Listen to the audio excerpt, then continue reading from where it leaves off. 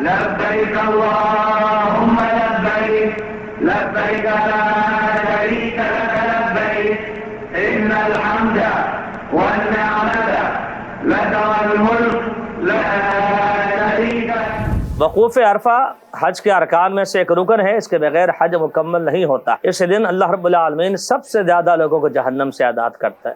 عرفات میں ٹھہرنا آپ پر واجب ہے، فرض ہے۔ اگر کوئی حاجی مغرب سے پہلے وہاں سے خروج کر جاتا ہے، نکل جاتا ہے، تو اس پر ایک فدیہ، ایک بکری کا دم واجب ہو جائے۔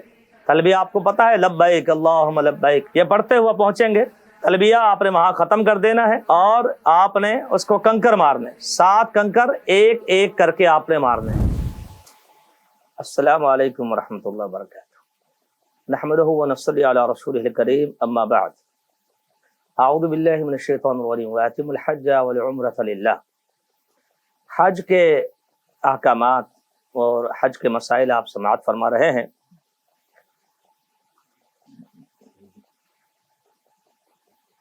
یہ سعادت بھرے لمحات کس طرح گزارے جاتے ہیں اور کیا کچھ اس میں سر انجام دیا جاتا ہے، جانے والوں کے لیے بھی اس میں پیغام ہے، ہدایت ہے، اور نہ جانے والوں کے لیے بھی اس میں درست ہدایت اور علم ہے۔ یوم الترویہ کے احکام آپ نے سن لیے، مسائل آپ نے سن لیے۔ اس کے بعد ہے یوم عرفہ، 9 ذو الحجہ۔ ٹھیک ہے، یاد رکھیے کہ یوم عرفہ حدیث میں یہ الفاظ آئے ہیں، اور عرفہ 9 تاریخ کو ہوتا ہے۔ بعض لوگوں کا اصرار ہے کہ عرفہ کا ذکر ہے، 9 تاریخ کا ذکر نہیں۔ ہر دن کے پیچھے ایک تاریخ ہوتی ہے، آج بھی ایک دن ہے اور اس کے پیچھے ایک تاریخ ہے۔ اگر آپ کہیں گے جی تاریخ کا ذکر نہیں، ٹھیک ہے، کوئی بات نہیں، مگر عدم ذکر عدم شے کو مستلزم نہیں ہوتا۔ اہل علم اس قاعدے کو جانتے ہیں۔ دوسرا یہ ہے کہ کیا ممکن ہے کہ ایک حاجی اپنی چاہت سے اٹھے اور عرفہ پہنچ جائے اور کہ حاجی میں نے عرفہ منا لیا جب چاہے؟ یقیناً ایسا نہیں ہو سکتا۔ ایک دن اس کی تاریخ کے ساتھ متعین ہوا اور وہ 9 ذی الحجہ ہے۔ وقوف عرفہ حج کے ارکان میں سے ایک رکن ہے، اس کے بغیر حج مکمل نہیں ہوتا، حتیٰ کہ کہا گیا الحج عرفہ۔ حج تو ہے ہی عرفہ کا نام، وقوف عرفہ کو حج کہا جاتا ہے۔ عرفہ کا دن، 9 ذی الحجہ کا دن، پورے سال میں سب سے افضل ترین دن ہے دلائل کی روح سے۔ اب اندازہ کر سکتے ہیں ایام کے اندر بھی اللہ رب العالمین نے درجات رکھے ہیں، فضائل کے اعتبار سے، عظمت کے اعتبار سے۔ تو سب سے افضل دن جو ہے یوم عرفہ کا ہے پورے سال میں۔ اس دن اللہ رب العالمین سب سے زیادہ لوگوں کو جہنم سے آزاد کرتا ہے۔ وقوف عرفہ کا جو وقت ہے وہ ظہر سے لے کر مغرب تک ہے، وہ ظہر سے لے کر مغرب تک ہے۔ 9 تاریخ کو آپ نے یہ وقت وہاں گزارنا ہے، میدان عرفہ میں۔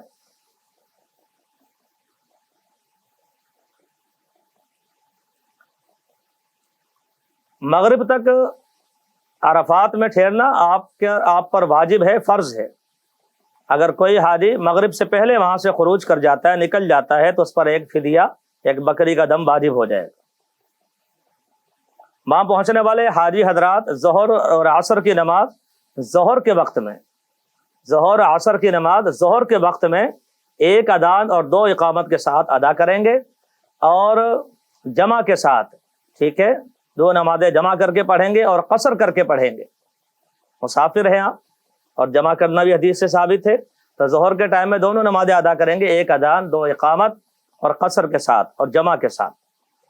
اس کے بعد آپ کو ایک طویل ٹائم مل جائے گا، اور اس میں یہی حکمت ہے 2 نمازیں ایک ساتھ پڑھوانے میں ظہر کے ٹائم میں، کہ آپ کو ایک وقت مل جائے، ایک طویل وقت مل جائے جس میں آپ نے اللہ سے دعائیں کرنی۔ سب سے افضل دن میں آپ ہیں اور افضل جگہ پر موجود ہیں، آپ نے بھرپور طریقے سے اللہ سے لو لگا لینی ہے، دعائیں کرنی۔ وقوف کا معنی کھڑے ہونا نہیں ہے، وقوف کا معنی ٹھہرنا ہے اور رک جانا ہے، وہاں کچھ وقت گزارنا ہے۔ آپ لیٹے ہیں تو بھی صحیح ہے، آپ بیٹھے ہیں تو بھی صحیح ہے، آپ کھڑے ہیں تو بھی صحیح ہے۔ پھر آپ نے اللہ سے دعائیں شروع کر دینی ہے۔ عرفہ کے دن سب سے افضل ترین ایک ذکر حدیث میں آتا ہے، وہ کیا ہے؟ لا الہ الا اللہ وحدہ لا شریک لہ، لہ الملک ولہ الحمد وہو علی کل شیء قدیر۔ اس دعا کا، اس ذکر کا آپ نے اہتمام کرنا ہے۔ مغرب کی اذان کے بعد آپ نے وہاں سے خروج کرنا ہے، مغرب وہاں آپ نے ادا نہیں کرنی، آپ نے مزدلفہ پہنچنا ہے، وہاں جا کے مغرب اور عشاء ملا کر آپ نے جمع کر کے ادا کرنی۔ بعض لوگ مغرب کی اذان سے پہلے خروج کر جاتے ہیں، میں پھر دوہرا دوں کہ یہ ان کا معاملہ صحیح نہیں ہے، ان پر ایک فدیہ واجب ہو جاتا ہے۔ مغرب سے پہلے آپ میدان عرفات سے خروج نہ کریں۔ اس کے بعد آپ نے مغرب کے بعد وہاں سے خروج کرنا ہے اور مزدلفہ پہنچ جانا ہے۔ مزدلفہ میں مغرب اور عشاء کی نماز آپ نے جمع کر کے پڑھنی ہے۔ عشاء قصر ہو جائے گی، مغرب پوری ہو جائے گی، 3 والی میں قصر نہیں ہوتا، البتہ دونوں نمازیں ایک ساتھ ہوں گی۔ بہت کم وقت ہوتا ہے آپ کے پاس، خوش نصیب ہے جو وقت سے پہنچ جاتے ہیں۔ اس کے بعد آپ نے پھر جتنا وقت بھی آپ کو ملے آپ نے آرام کرنا ہے، آپ نے آرام کرنا ہے یا سو جانا ہے۔ نبی کریم صلی اللہ علیہ وسلم نے مزدلفہ میں جاگ کر کوئی عبادت نہیں کی، وہاں آرام کرنا، وہاں وقوف کرنا، ٹھہرنا یا سو جانا یہی عبادت ہے۔ لہذا خود ساختہ نوافل عبادتیں یہ نہیں کرنی چاہیے۔ اس کے بعد آپ نے فجر کی نماز ادا کرنی ہے مزدلفہ میں، اور مشعر حرام یا مزدلفہ میں کسی بھی جگہ ٹھہر کر قبلہ رخ ہو کر آپ نے اللہ تعالیٰ کا ذکر کرتے رہنا ہے، اور سورج طلوع ہونے سے تھوڑا پہلے آپ نے پھر مینا کی طرف روانہ ہو جانا ہے۔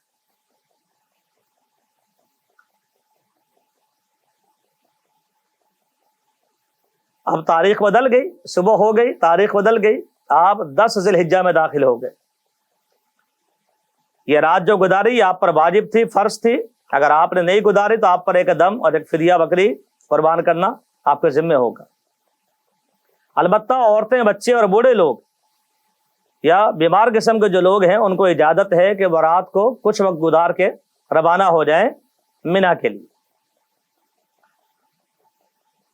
اب یہاں بھی کچھ غلطیاں سامنے آتی ہیں، لوگوں میں یہ تصور پایا جاتا ہے کہ مغرب اور عشاء کی نماز سے پہلے کنکریاں جمع کر لو بھائی، جیسے آپ کو سہولت ہو آپ ویسے کر لیں، یہ کوئی ضروری چیز نہیں ہے آپ کے لیے، آپ بعد میں بھی جمع کر سکتے ہیں۔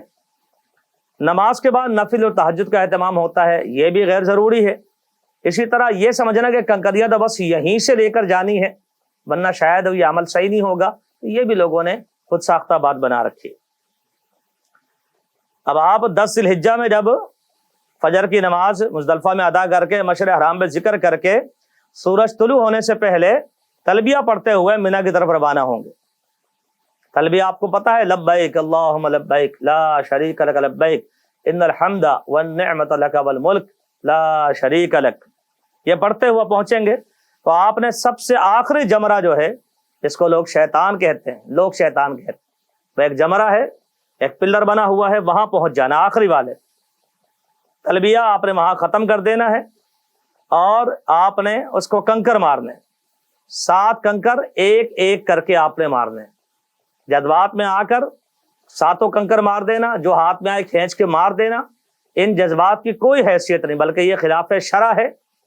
نبی کریم صلی اللہ علیہ وسلم نے جو یہ فرمایا تھا ایاکم الغلو فی الدین فانما اہلک من کان قبلکم الغلو فی الدین، لوگوں دین میں غلو کرنے سے بچنا، تم سے پہلے جو لوگ ہلاک ہوئے ان کو ہلاک کرنے والی چیز دین میں غلو تھی۔ یہ اس موقع پہ فرمایا تھا جب لوگ کنکر اٹھا رہے تھے جمرات کے لیے، رمی جمار کرنے کے لیے، اور کسی نے بڑے کنکر اٹھا لیے، اس موقع پر آپ نے ارشاد فرمایا۔ تو یہ اتنا سا تجاوز، پتھر کو بڑھا دینا اور عقلی دلیل یہ دینا زور سے لگے گا، جو چیز ہاتھ میں کھینچ کر مار دینا، بسا اوقات مغلظات بکنا، شیطان کو گالیاں دینا، تو یہ خود ساختہ چیزیں ہیں۔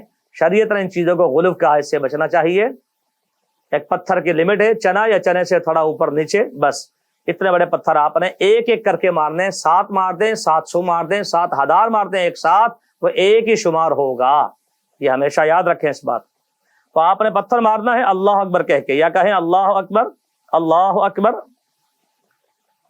اللہ اکبر لا الہ الا اللہ اللہ اکبر وللہ الحمد، اس طرح آپ نے کنکر مار دیں۔ جب آپ نے کنکر مار دیے آخری جمرے کو، اس کے بعد آپ کے ذمے 10 ذی الحجہ کو قربانی ہے، اس کے بعد سر کے بال منڈوانے ہیں یا کٹوانے ہیں۔ اب ان تینوں کاموں میں کوئی کام آگے پیچھے ہو جاتا ہے تو کوئی حرج نہیں ہے، کوشش کریں ترتیب برقرار رہے، لیکن اگر کوئی بات آگے پیچھے ہو گئی تینوں اعمال میں سے تو بار کیف اس میں سختی کوئی نہیں، انشاءاللہ حرج کوئی نہیں۔ جمرہ کو کنکریاں مارنے کے بعد بال کٹوا لیں، احرام کھول سکتے ہیں، اس کے بعد احرام کے جو پابندیاں تھی آپ پر، جو احرام کی پابندیاں تھی وہ ختم ہو جائیں گی، سوائے زوجین کے تعلقات وہ آپ پر باقی ہے ابھی بھی۔ 10 ذو الحجہ کو عمومی طور پہ کچھ غلطیاں دیکھنے میں آتی ہیں، لوگ سمجھتے ہیں کہ کنکریاں ہم شیطان کو مار رہے ہیں، ایک تصور ہے لوگوں میں، بڑا شیطان، چھوٹا شیطان، درمیانی شیطان، جبکہ بالکل عام فہم بات ہے کہ کیا شیطان ہمارا وہاں انتظار کرتا ہے کھڑا ہو کے کہ آؤ جی مجھے مارو؟ حتیٰ کہ ایسے بھی لوگ دیکھنے میں آئے کہ وہ کنکر نہیں مارتے، کیوں بھائی؟ حالانکہ وہ فرض ہے، ان کے ذمے ہے، کہتے نہیں جی شیطان کو یہاں ماروں گا، شیطان مجھے کہیں اور مارے گا، نعوذ باللہ من ذلک، جہالت کی انتہا ہے۔ تو یہ ایک سنت ابراہیمی ہے علیہ الصلوۃ والسلام، جس کو ہم زندہ کرتے ہیں، کنکر مارنا۔ تمام کنکریاں ایک ساتھ مار دینا یہ بھی بے علمی ہے، جہالت ہے، لا علمی ہے، یہ ایک ہی شمار ہوگی۔ ان چیزوں کا اپنا خیال رکھنا۔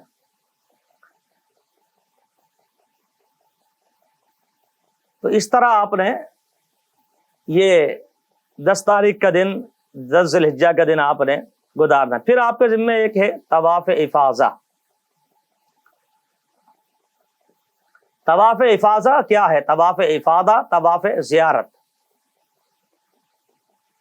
بڑے جمرہ کو جب آپ نے کنکر مار دیے تو آپ طواف کے لیے مکہ روانہ ہو جائیں، طواف کے 7 چکر پورے کریں۔ اب آپ کے ذمہ